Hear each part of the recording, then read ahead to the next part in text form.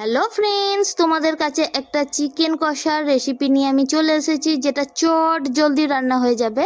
But আমি তো চট জলদি রান্না করতেই বেশি পছন্দ করি, কেননা আমার হাতে একদমই টাইম থাকে না সব কিছু সামলে মেয়েকে গুছিয়ে অফিস বেরোনোর ব্যাপার থাকে, তাই আমার টাইম হাতে খুবই কম। সেই হিসাবে আমি এই রান্নাগুলোই করে থাকি। দেখো, আমি চিকেন নিয়ে নিয়েছি, চিকেনেতে দিয়ে দিয়েছি একটু বেশি করে টক দই, বেশ টকটক হবে সেই হিসাবে দিয়ে দিয়েছি। আর তাতে দিয়ে দিয়েছি পরিমাণ মতো আদা রসুন বাটা আর সর্ষের তেল, আর দিয়ে দিয়েছি রেড চিলি পাউডার। আর ভালো করে ম্যারিনেট করে আমি রেখে দিয়েছিলাম প্রায় 45 মিনিট। হ্যাঁ, আর একটা জিনিস বলতে ভুলে গেছি, আমি দিয়ে দিয়েছি এলাচ লবঙ্গ দারচিনি গোটা, আমার কিন্তু গুঁড়ো না, গোটা দিয়ে দিয়েছি। আর হ্যাঁ, সর্বশেষে আমি দিয়েছিলাম ঘি, যেটা তোমাদেরকে ভিডিও করে দেখাতে মিস করে গেছি। তো আমার ম্যারিনেট করা রেডি। আমি 45 মিনিটের জন্য আমি এটা চাপা দিয়ে রেখে দেব। আর আমি আলাদা করে কিমা করে নিয়েছিলাম, তোমাদেরকে দেখালাম। ওটা আমার মেয়ে পকোড়া খেতে ভালোবাসে, তাই আমি আলাদা করে কিমা করে নিয়েছিলাম। তো এবার দেখো বন্ধুরা, আমি কড়াইয়ে তেল দিয়ে দিয়েছি। এবার এতে আমি আলুগুলো, এবার দেখো, আমরা চিকেন কষা খাই ঠিকই, কিন্তু একটু বাঙালি তো একটু আলু না হলে আমাদের ঠিক চলে না। বিশেষ করে আমার বর তো বলে চিকেন করলে আলু দেবে না, আলু দিলে নাকি টেস্ট নষ্ট হয়ে যায়। বাট আমার আলু এক পিস হলেও চাই, তো আমি এক পিসের জায়গায় আমার হয়েই যায় অনেকগুলোই। যাকগে, বাদ দাও। যে আলু খেতে ভালোবাসো আলু দিয়ে করবে, যে আলু খেতে ভালোবাসো না সে আলু দিও না।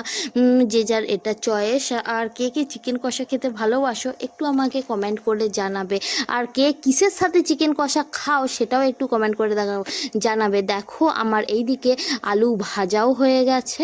আর আমি তেলে, কড়াতে যে তেল ছিল তাতে আর একটু বেশি করে তেল দিয়ে আমি দিয়ে দিয়েছি পেঁয়াজ কুচি আর কাঁচা লঙ্কা। বেশি দিইনি, কারণ দুটো দিয়েছি, যেহেতু মেয়েও খাবে এই রান্নাটা, তো ঝাল কম দেব সেই হিসাবে। এবার ওগুলো আধ ভাজা হয়ে যাওয়ার পর ওই চিকেনটা আমি তুলে দিয়ে দিয়েছি। সব ম্যারিনেট করা যত মশলা ছিল সব চিটে পুটে আমি সব দিয়ে দিলাম। দিয়ে এবার আমার কাজ হচ্ছে ভালো করে কষা।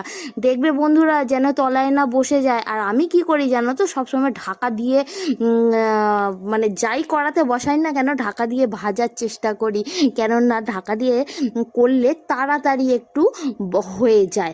মানে যেটা খোলা করলে একটু লেট হয়, আর ঢাকনা দিয়ে কাজ করলে একটু তাড়াতাড়ি হয়ে যায়। দেখো, আমার বকতে বকতে আমার কষাও রেডি হয়ে গেছে। আর ওইদিকে কি করলাম যেন, আলুগুলোকে তাড়াতাড়ির জন্যে ভাজার পর আলুগুলোকে আমি কুকারে দুটো সিটি মেরে দিয়েছি কারণ মাংসটা তো নরম হয়ে গেছে দই দেওয়ার পর, সেই হিসাবে। আর ম্যারিনেট করে রেখেছিলাম অনেকক্ষণ ধরে, তো আমি আগে থেকে আলুটাকে সিদ্ধ করে নিয়েছি। নিয়ে এবার মাংস কষাতে দিয়ে ভালো করে আরেকবার কষে নিলাম। নেওয়ার পর আমি, দেখো, আমার মাংস রেডি হয়ে গেছে, বুঝতেই পারছো আমি রাইসের সাথে আমি খাচ্ছি। আর বন্ধুরা, কে আমার এই রান্নাটা কেমন লাগলো প্লিজ একটু কমেন্ট করে জানাবে।